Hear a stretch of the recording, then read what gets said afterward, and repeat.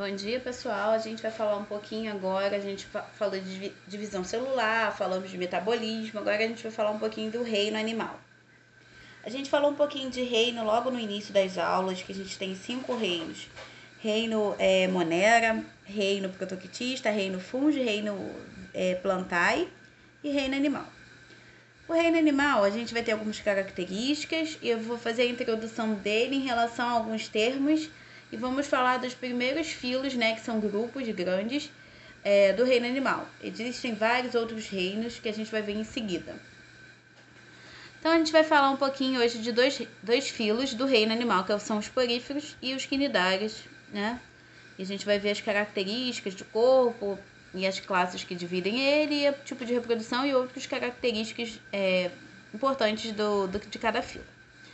O reino animalia compreende como características gerais, eles são eucariontes, ou seja, possuem carioteca, ou seja, membrana nuclear. São pluricelulares formados por várias células.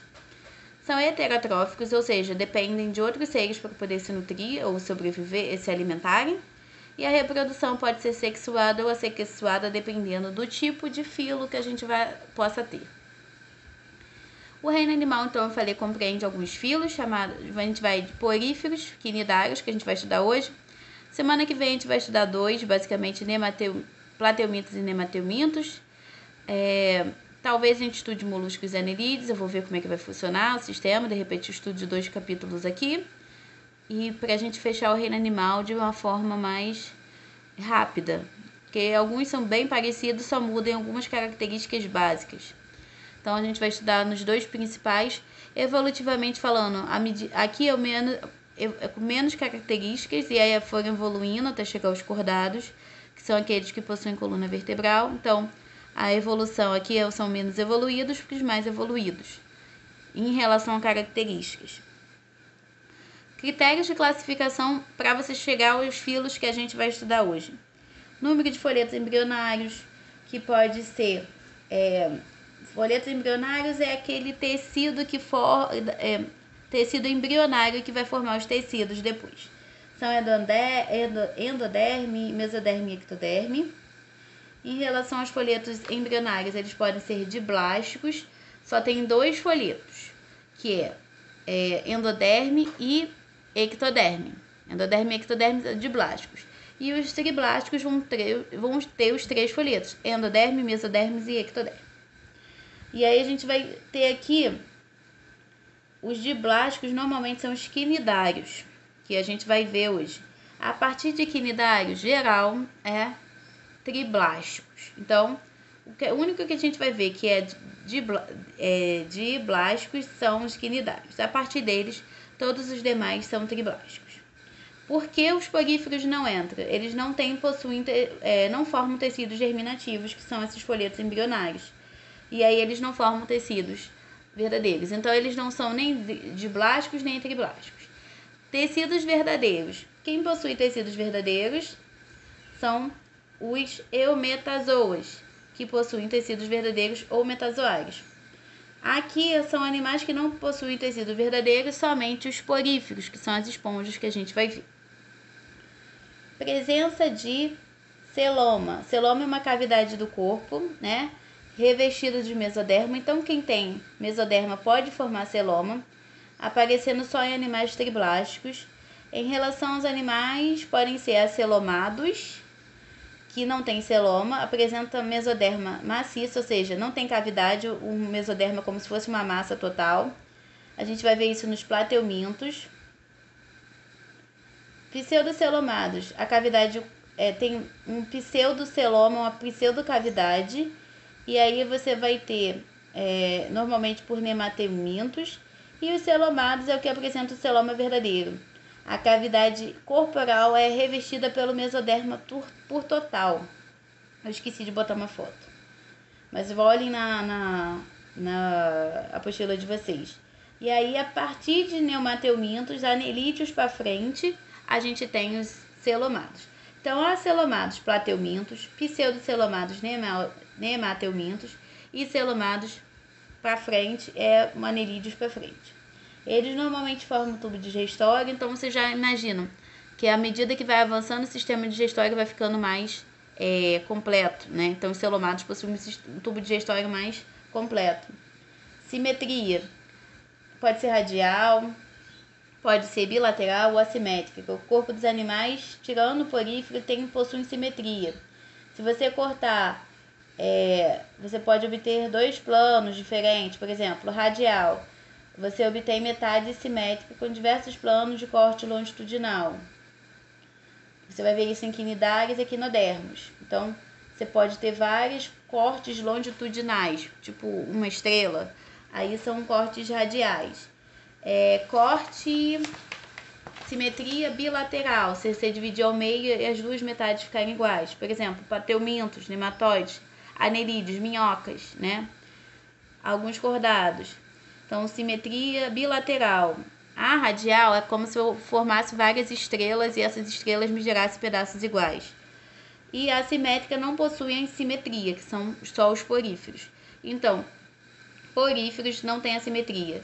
Bilateral, a maioria deles. Plateuminto, nematominto, moluscos, artrópodes e cordados. E radial, equinodermas e quinidários. Os nomes são estranhos, depois vocês vão ver quem são, que a gente está falando muito superficialmente ainda.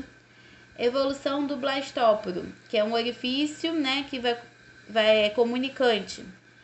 Se for formação blastóporo formar a primeira boca, você vai ter os protostômios. Se o blastóporo, que é essa cavidade, formar primeiro o ânus, você vai ter um deuterostômios, né? Protostômios, né, o blastóporo origina a boca. Quinidários, a artrópodes, a gente vai ter isso. E o deuterostômios, a gente só tem os equinodermos e os cordados. Então, protostômios, que esse blastóporo origina a boca, a gente vai ter quinidários e as artrópodes, que é a parte de insetos. De estrelas do mar, que são equinodermos, aos cordados, que inclui os mamíferos, a gente vai ter o deuterostômios, que é a formação do ânus primeiro. Metameria, que é o corpo dividido em segmentos ou anéis, né? A gente vai ver muito isso em invertebrados, como por exemplo nas minhocas. Cada pedacinho que forma esses anéis é chamado de metâmeros. E aí você não vê tão evidentemente, por exemplo, nos vertebrados. A gente vê mais nos invertebrados. Se a gente for ver, por exemplo, o inseto também tem metâmeros. Então cada animal vai ter essa metameria, mas mais nos invertebrados.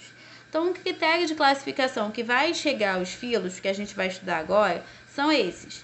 Quem tem tecido verdadeiro, número de folhetos embrionários, presença de celoma, simetria, evolução do blastóporo. Isso é chamado de zoologia. Então, essa zoologia vai permitir que a gente chegue aos grupos chamados filos.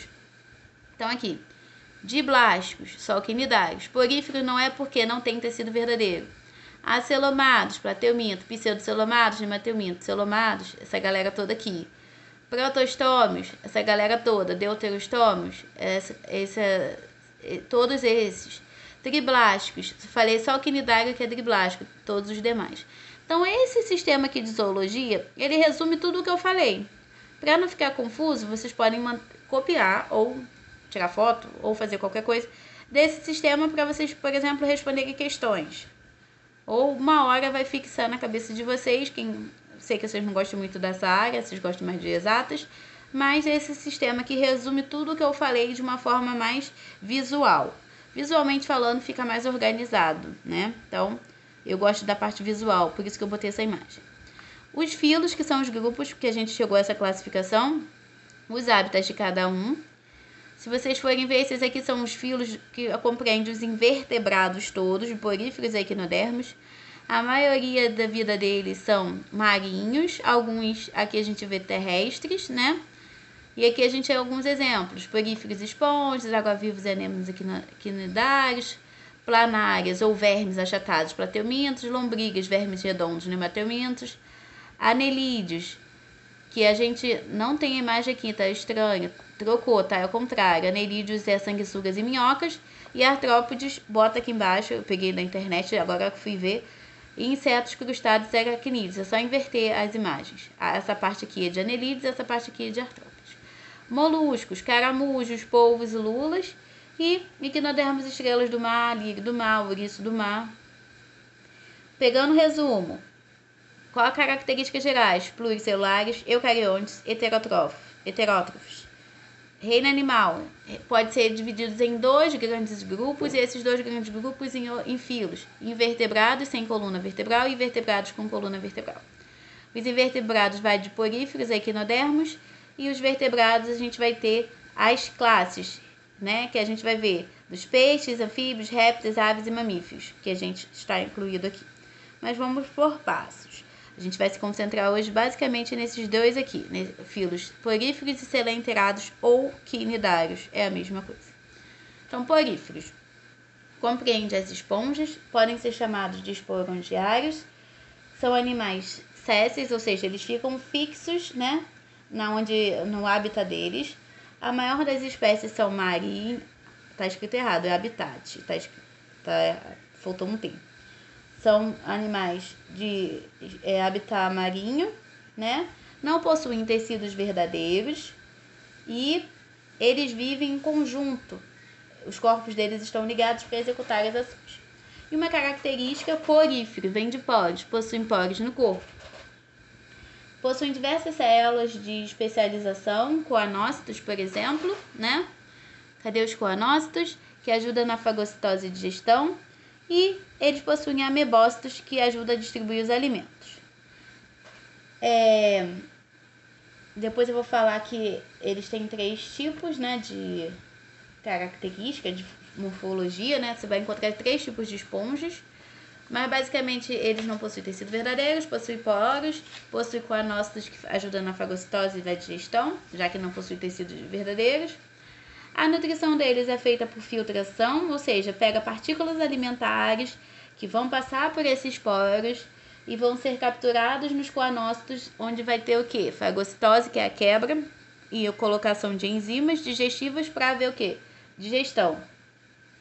Depois de fagocitado e digerido, esses nutrientes vão passar pelos amebócitos, que ajudam na distribuição dos alimentos para as camadas mais profundas do corpo do animal. A respiração é feita por difusão, né? Os gases eles são difundidos, ou seja, são trocados por células chamadas pinacócitos, que ficam na superfície do animal, né? Então, são tudo muito bem rudimentar, não tem sistema digestório por não ter tecido verdadeiro, é tudo feito à base celular. Você tem 3 classes de porífero que eu não coloquei aí, que é calcária, formada por carbono, é a formação química deles, né? Calcária, formado por cálcio, ectinelida, formado por sílica, e desmosponge, formados por sílica e outras fibras. Então, assim, eu botei, que é muito decoreba, pulei mesmo da apostila de vocês, só para entender que, além disso, eles podem ser classificados por outras coisas. Falando da reprodução desses seres, por eles não possuírem tecidos verdadeiros, o tipo de reprodução dele vai ser assexuada, por brotamento ou gemulação. Brotamento, você tem uma estrutura que vai surgir brotos, e esses brotos se desprendem formando outros seres, né? E gemulação, em condições que não são favoráveis, vão gerar pequenas bolsas chamadas gêmulas, que, quando a ocasião tiver legal, essas gêmulas se desprendem e formam novos seres. Um forma broto, outro forma gêmula. São estruturas semelhantes. Em relação... eles podem fazer reprodução sexuada, que eu esqueci de botar. Mas...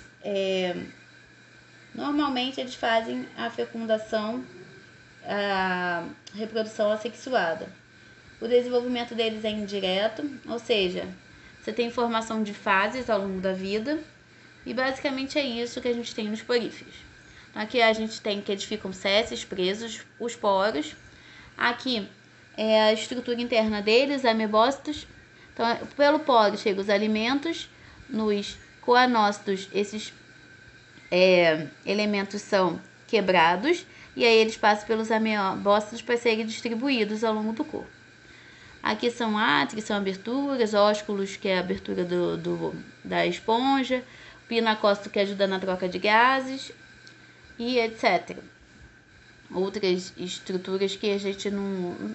são especializadas, mas não tem tanta função para a gente tratar aqui. Como eu falei, existem tipos morfológicos, ascanoides, ciconoides e leuconoides. Os asconoides ocorrem na classe calcária, que eu estava falando, que são marinhas. É uma forma primitiva que impõe limitação limita seu tamanho, por exemplo. Então, eles são esponjas menores, né? Que vai apresentar basicamente um padrão estrutural básico, não vai formar muitas coisas. O ciconoide ocorre nas classes calcárias e actineirida, não formam colônias limitadas e apresenta um corpo mais tubular e vai ter mais invaginações, o que vai ajudar mais na digestão. Leuconoides apresentam uma organização mais complexa, ó. Você vê que aqui, ó, bem mais trabalhado. Esponjas maiores, que vai ter vasos e tubos, alto grau de preguiamento, e aí forma um sistema de canais por onde vão passar águas, ou seja, são esponjas mais elaboradas. Então, a gente tem tipos, que é o que vai classificar aquelas classes que eu falei, calcária, ectatinelida, desmosponge. Então, esses nomes é só para vocês verem que a esponja não é tudo igual. Segundo filo, quinidários ou selenterados são animais predominantemente de hábitat marinho, ou seja, só no fundo do mar. Você vai ter como representante hidras, águas-vivas, anêmonas. São os primeiros a apresentarem cavidade digestória e sistema nervoso, porque possuem tecidos verdadeiros. E são diplásticos, só possuem como folhetos embrionários, ectoderma e endoderma. Então, na linha evolutiva, são os primeiros a apresentar essa cavidade digestória e sistema nervoso. Possui como uma célula importante os quinidócitos, que são células urticantes, típicas desses animais, que ajudam na defesa. Se vocês chegarem na água viva, vocês vão sentir uma sensação de queimação. Nada mais é que a substância produzida pelos quinidócitos. E os quinidócitos, como eu falei, são diblásticos. Você tem ectoderma originando epiderma e endoderma formando a parte interna digestória do animal. E a gente tem entre os dois uma substância chamada de mesogleia, que eu falei, não tem que saber isso, porque não é importante para vocês. E então, como eu falei, o quinidócito é uma célula de defesa, que tem uma toxina, que é ativado por contato. Por isso que quando a gente encosta numa água viva, a gente sente uma sensação de queimação.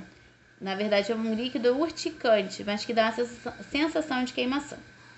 A digestão extracelular ocorre na cavidade gástrica rudimentar que eles têm, mas eles têm, graças a Deus, que é chamado de celêntero, que é a cavidade gástrica dele.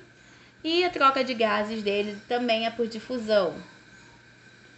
Sistema nervoso é difuso, ou seja, tem uma rede de neurônios, mas não é aquela organização que tem um centro de comando, é tudo meio que desorganizado. A simetria dele é radial, ou seja, é como se fosse a das estrelas do mar.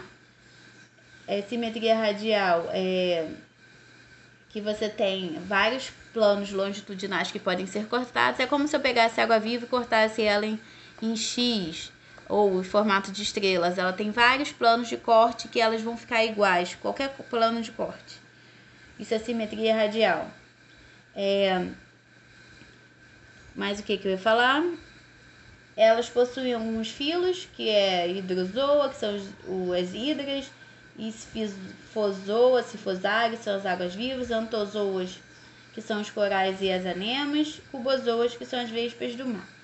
Essas classes a gente abstrai porque a gente tem que entender as características principais de cada filo. Então, a gente abstrai as classes. Reprodução.